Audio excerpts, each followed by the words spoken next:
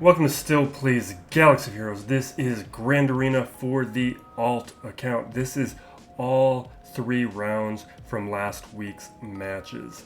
We started the week off at Bronzium 2. At one point during last season we got into Bronzium 1, but that last week we fell into Bronzium 2. I think 3v3 is going to be very difficult for the alt account. The experiment that we have been conducting, limiting the amount of high gear characters and focusing more on rapid roster development, is going to be vulnerable in a 3v3 setting where you don't have those 5 characters, which will make up for having lower gear or not having relics in certain circumstances.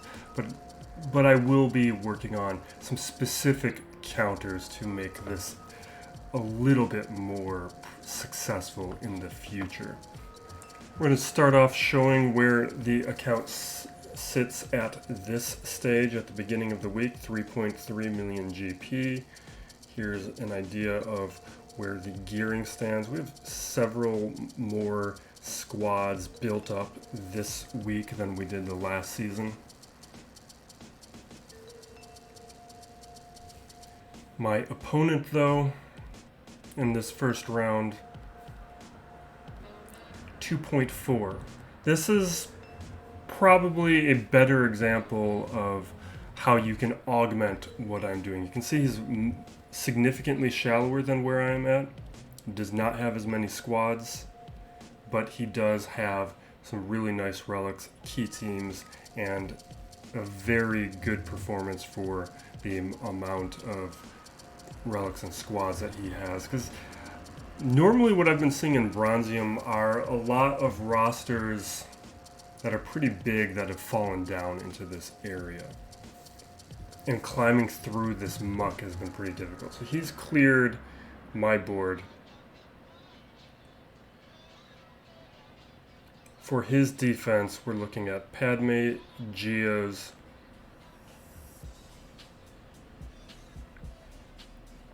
Ewoks, and then his CLS with a Datacron. And now, if I remember right, Jawas are going to come into play and mess me up. Not yet. It'll be in a later battle. I've brought in a little bit extra with Nest. It's probably not necessary, but I don't have the Zeta on her, and the lead from Kira just will make her more effective. Dash, just wanted to see what he's going to be contributing at the level of development he's at. He's the character I'll be focusing a lot more on pretty soon in the coming weeks on this account. I do think going for Star Killer makes a lot of sense for new accounts these days. So he's someone who does help smugglers in general too. You can see Nest isn't really having a problem. She probably could have soloed it. She definitely could have. I was soloing Ewoks, like Gear 12 Ewoks with my Nest on the main account for a long time.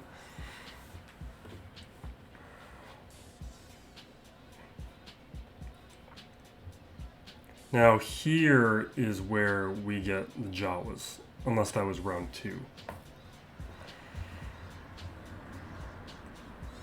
This is pretty good in 3v3, but I think what we're gonna let it play out.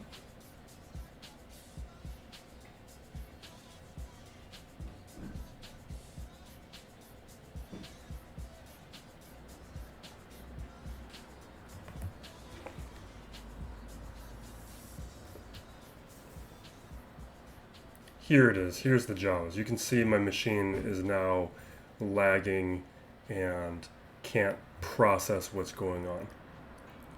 What I should have done was reset my machine after I had played my main account. But I went right into playing this after the main account's Grand Arena, and then this happened.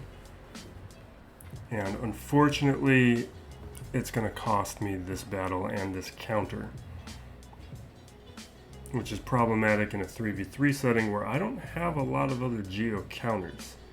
I don't have the Zetas on Treya, And I think having more flexibility around geos is a big reason to drop both of those Zetas onto Treya. And we're back into this after having to reset everything because of Jawa interference. Padme here, I don't even remember what I did with this. Probably Treya.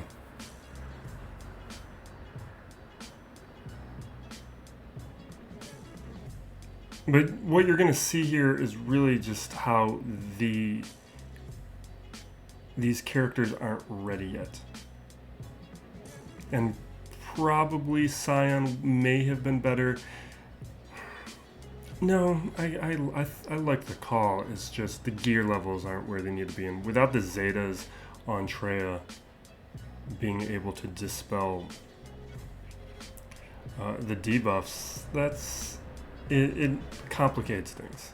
Plus the speeds aren't where they really need to be. I could use a much faster Thrawn, much faster Treya. But generally this would be a pretty good counter. Like if everyone was at gear 11, gear 12.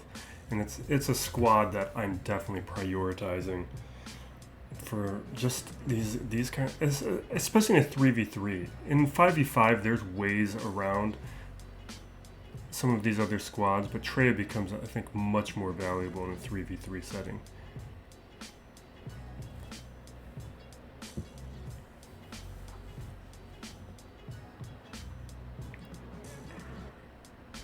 Now, I'm gonna try something here, but with the Datacron there and the relic levels, there's not a lot of ways past this team. At relics, this would be an effective counter.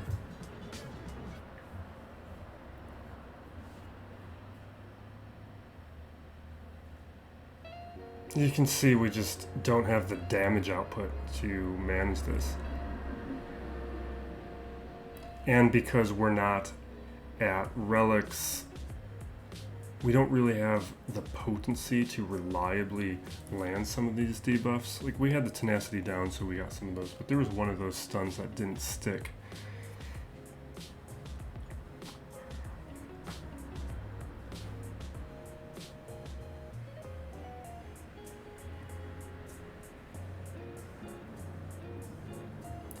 Let me try this. I don't think this works, because they got preloaded turn meter.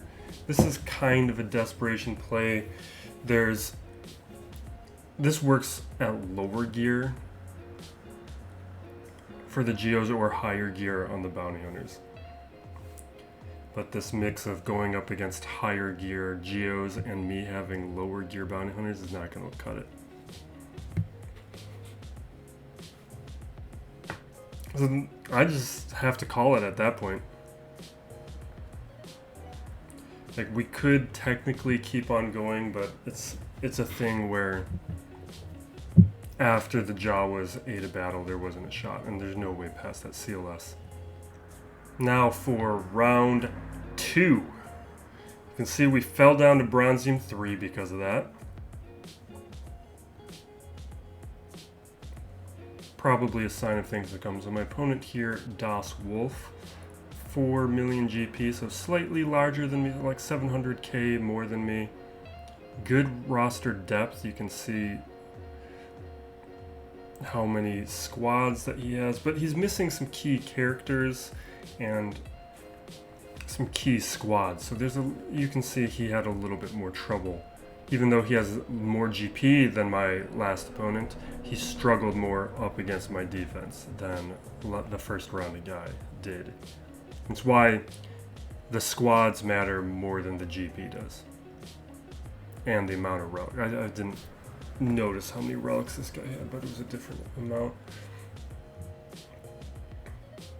The problem, though, is he does have some key characters and some key Omicrons. This Wampa one we need to pay attention to. So I go in here. This works very well up against Vader because you're able to stop him before he can get going and cause some chaos. Let me switch to large screen.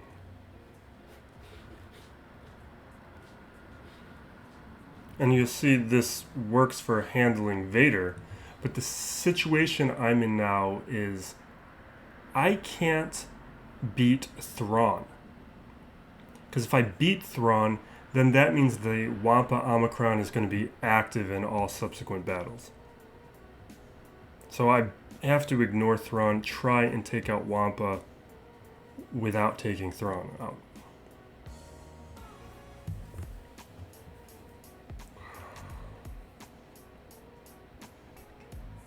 And we'll have more battles to come. But then up here we got we have Iden Versa with her army.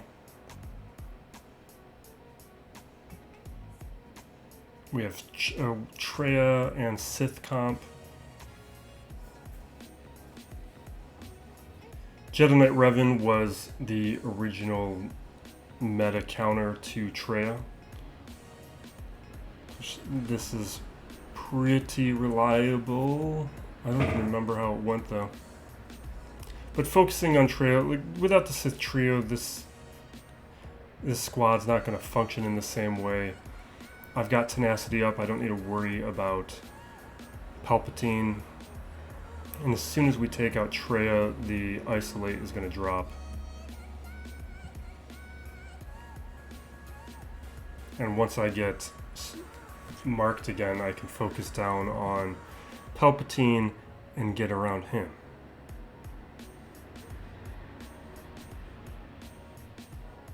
And then at this point, Sith Empire Trooper is irrelevant.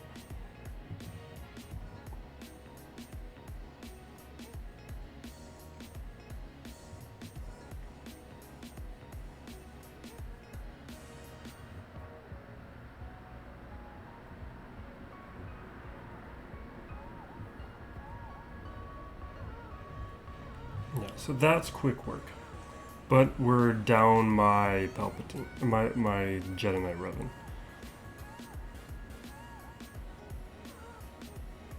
So now I got things to figure out.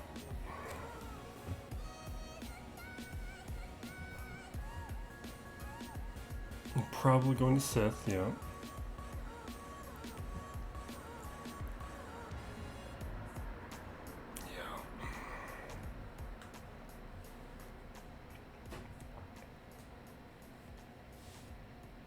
The impulse here is correct, but we have the problem. Oh, there was a Thrawn hit fracture before I unpaused, before the battle started. I usually pause in between the start and stopping of battles, but it falls apart. As soon as Nihilus is gone, it's irrelevant.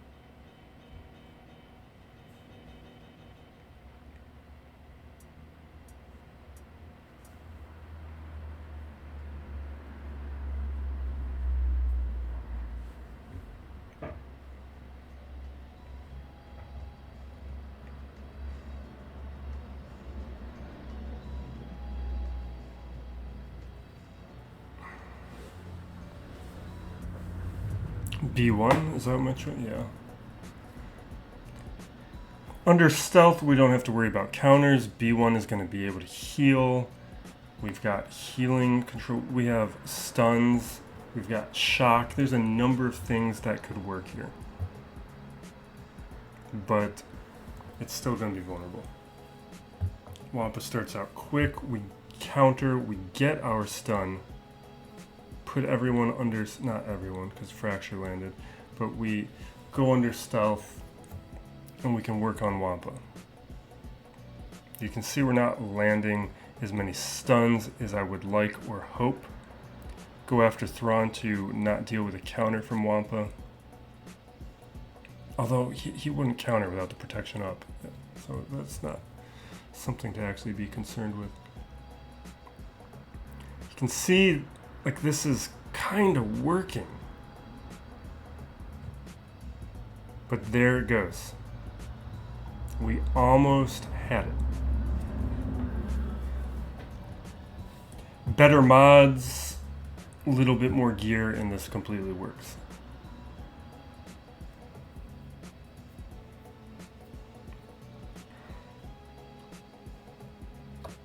Had we not been controlled by fracture and B1 could have been healing, that also would have helped. But it's a thing where the Omicron preventing us from dealing with Thrawn is complicating things.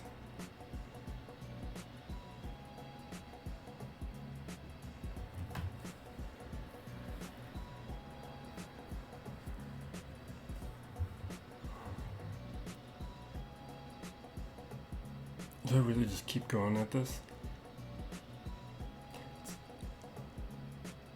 Yeah, no, that's not going to work. Let's move on.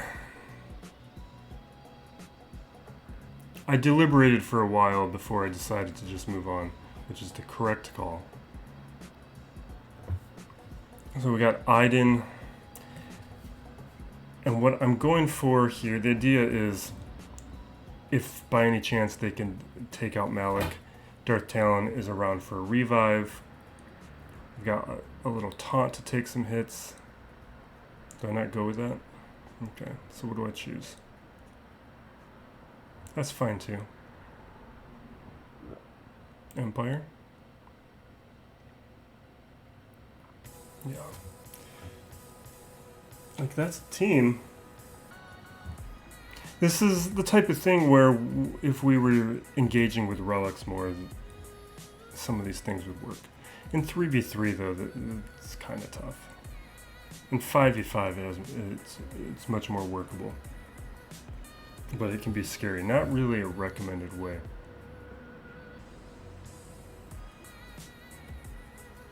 I'm going for the ability block, we get it. You can just see the amount of damage they're already doing.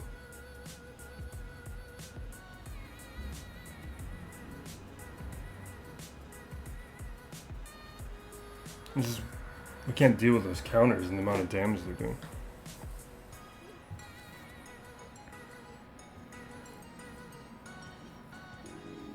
Now we've got this Gideon squad, which is fine.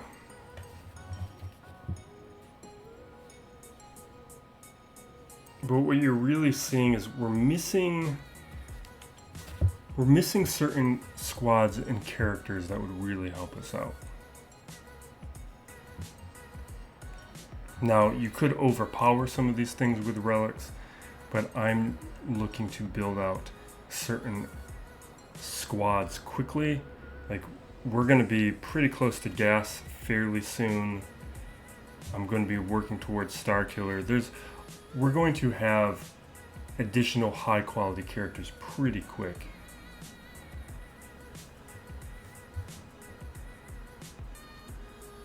And my Bad Batch are going to be stronger too.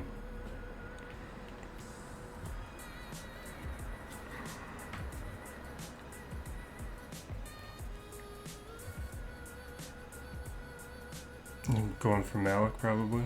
Yeah. It's probably what stopped me from using Malik up against Iden, was wanting to save Malik for Wampa.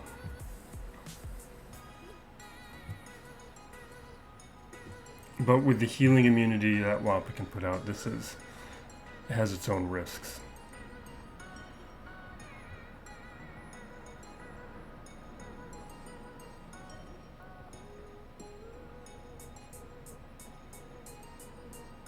And you can see, like, it's partly we're not landing ability block though. If Talon was landing ability block, this is completely different. Then we're preventing Wampa from healing up. We get so close, so close.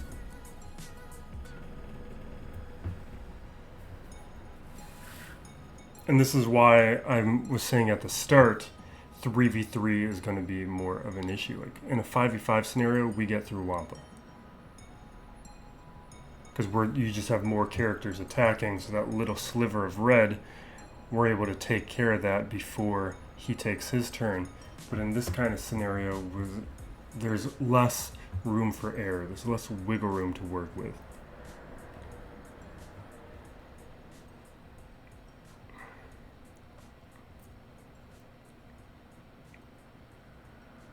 Now, we're running out of squads pretty quick. We still have some separatists. We still have troopers.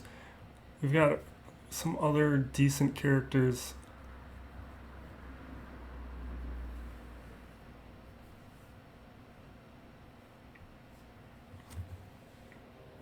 But we have risks to deal with. And you can see just the Iden starting out with 100% turn meter is just, it's not something that we have the characters to deal with. Like Gas would solve this. Jedi Knight Luke would have no problem with it. Like, it's why I think it's worthwhile to build towards certain squads quickly.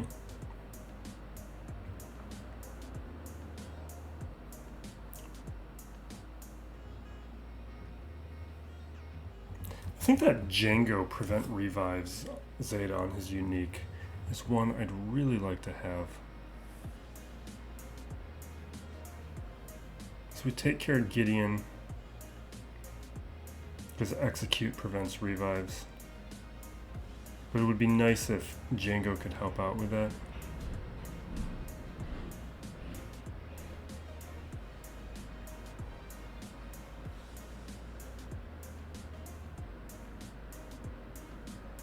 So like right there with the Zeta, Shore Trooper would have been down. Not that it matters at this point, it's a win.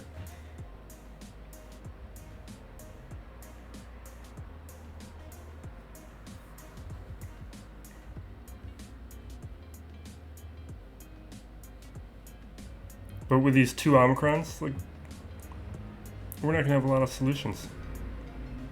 They are good early Omicrons to have. Wampa's one I would do, but I don't have Wampa.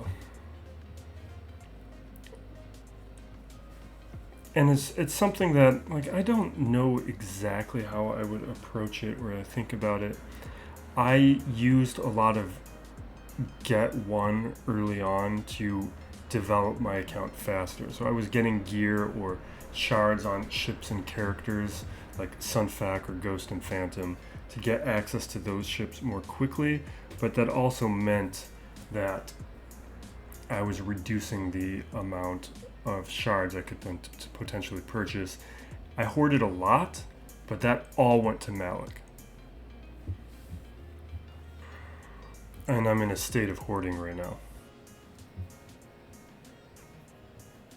Because I'm probably going to stick with a 6-star Malik for a while and move, and I'm hoarding more for gas. So even getting to Wampa altogether is an unknown.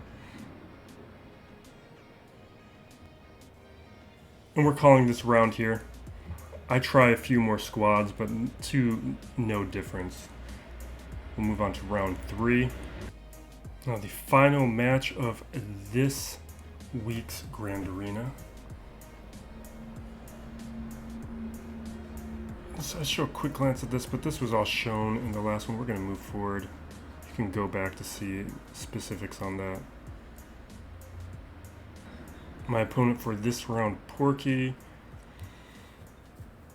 He's got a 5.7 million GP account, a lot of relics. Looks like he's working towards some Galactic Legends, a lot of Gear 12, including Phoenix, which probably the time for hating on gearing Phoenix may be closing, I think.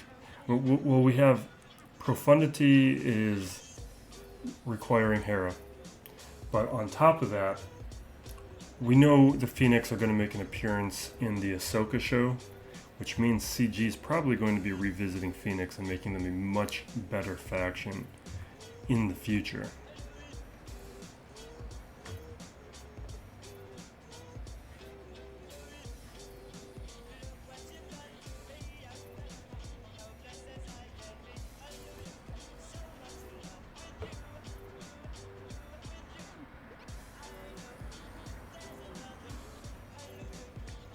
So we got Geo's, Darth Sidious, but the problem is there's relics.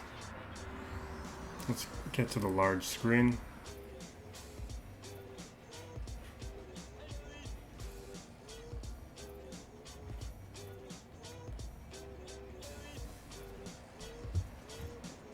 This is the way I would like to play it. You know, this accelerated music's not gonna work. You gotta go to no audio on the video. So we've got, like, with more speed maybe, but it's just not a possibility. We're not outputting enough damage. In 5v5, we could consider troopers as a counter. Like, my troopers would be able to beat relic geos in a 5v5 setting. That's not going to work in a 3v3 setting. But this opponent, setting down some okay squads, but we have limited counters we can use.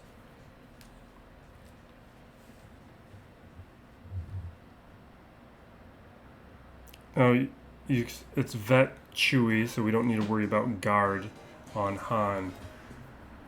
So I'm just going straight after Han. And once he's removed, there's really no squad here. Vet Chewy is probably a mistake when he originally set these squads. It's probably something he should revisit. I've made those kinds of mistakes plenty of times. Or he might not have Chewy. It's not something I checked. Now we have a 5s led squad here.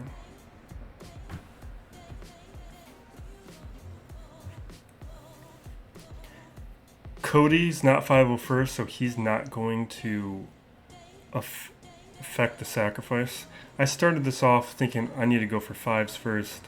I'm going to change my mind basically right now, I think. As soon as I marked him, I think I changed my mind. And now I go after Cody, because I can get rid of Cody, get myself to an advantage, and no longer have to worry about him.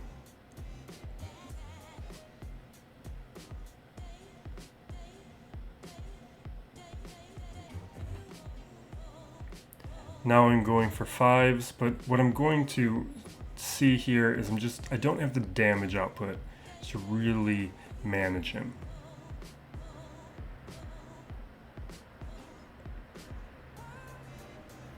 Because you seem like he's recovering, whenever they take a turn, he's going to start recovering his protection. That amount of recovery I can't deal with. So instead, I'm going to make the call to go for the sacrifice, take out Rex. It's a Gear 12 Rex. Yes, he's going to get stats from the Relic 5s, but he's still a Gear 12 character. The amount of stat boost that he's going to get from 5's sacrifice Zeta is still going to be less than dealing with that 5s.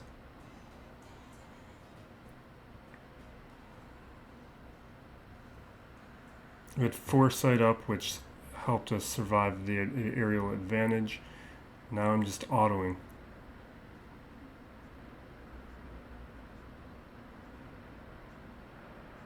And what we don't have to deal with Rex is the protection recovery. Or as much of it. It's still there.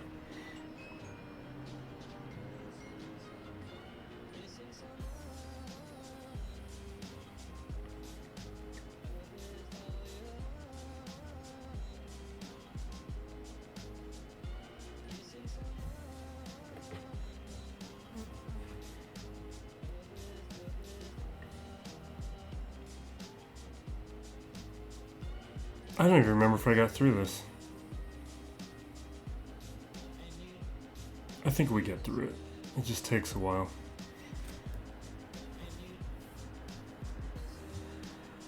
That stun is pretty huge.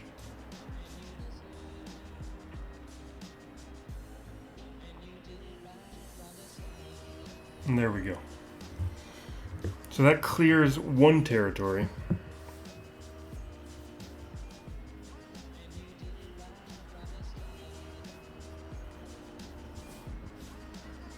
But now we got Mace, Dengar, and Obi-Wan. A relic on each of those squads, at least one.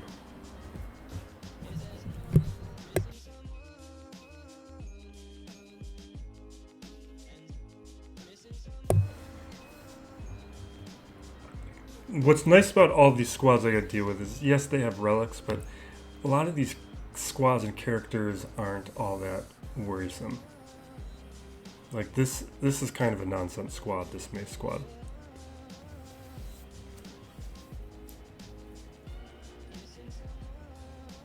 Mace has been great since the rework, but that also requires being paired with the right support characters, which he doesn't have in this scenario. There's not a lot of damage output. Qui-Gon is the biggest damage dealer, but at gear 11, he's not that much of a damage dealer.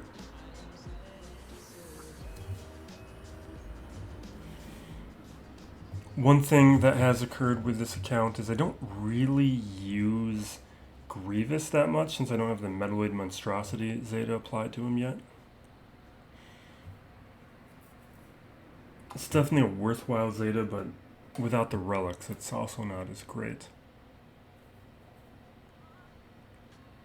Although that is one of those relics and Zetas I would be recommending for other players.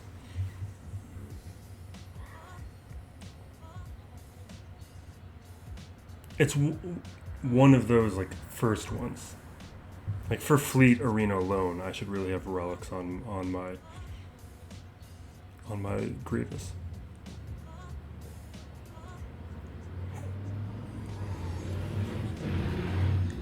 So pretty quick work of that one.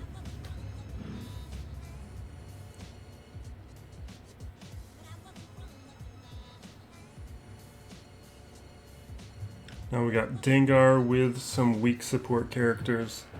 Dengar is a pretty weak... Oh, I went with Obi-Wan then, I guess. Obi-Wan with weak support characters.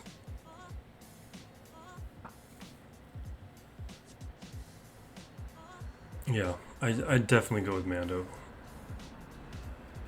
Go Grief, Mando. Because that relic Obi-Wan is still going to be a nuisance for non-relic characters, because he's a tanky character with limited damage output, relatively speaking. But we can make quick work of everyone else.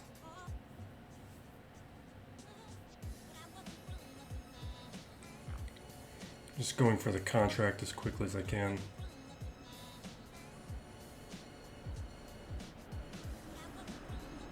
Calling Django for the assist. I think, okay, one more hit. Now we've got the contract. Disintegrate on Obi-Wan and take out Ahsoka.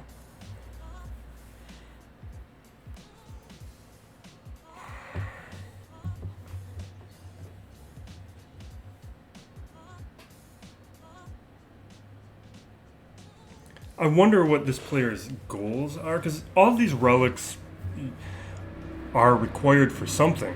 Like Ahsoka's required for gas, Old Ben is required for JML or JKL. Like you need these characters. Dengar's required for the Executor. But he doesn't have all of those things, and I think there's a danger of working on too many things. He might be working on too many things and could benefit from a little bit more focus.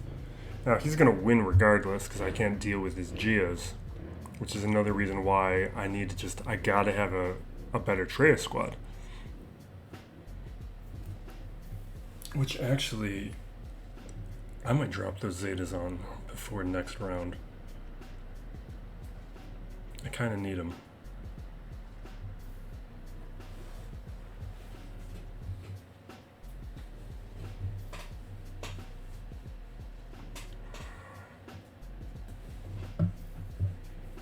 And the additional gear. Make sure I have gear 11 on everybody at least. Now we'll deal with Sidious. That's another weak squad. Another character who is required to be at Relics for Sith Eternal Emperor, but who is he working on? Is he working on JML or is he working on Sith Eternal Emperor? Like, you gotta be, I think you can work on other characters, but with Relics, especially early on, you gotta be focused, and your first several Relics got to count. I mean, he had some good ones, like Han, I think, should be one of the first 2 Relics.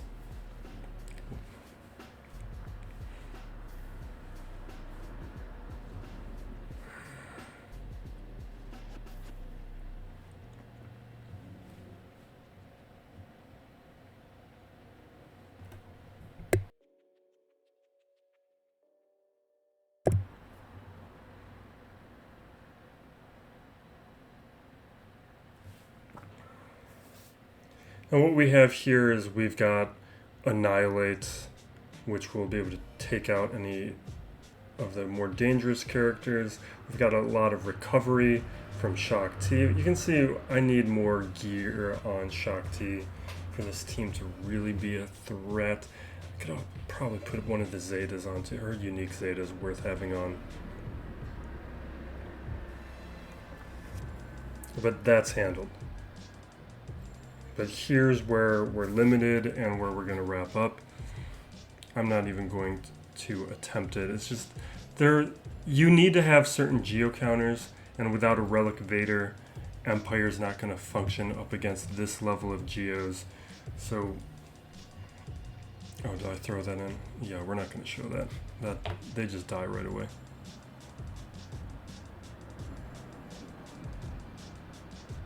Going to finish on this screen.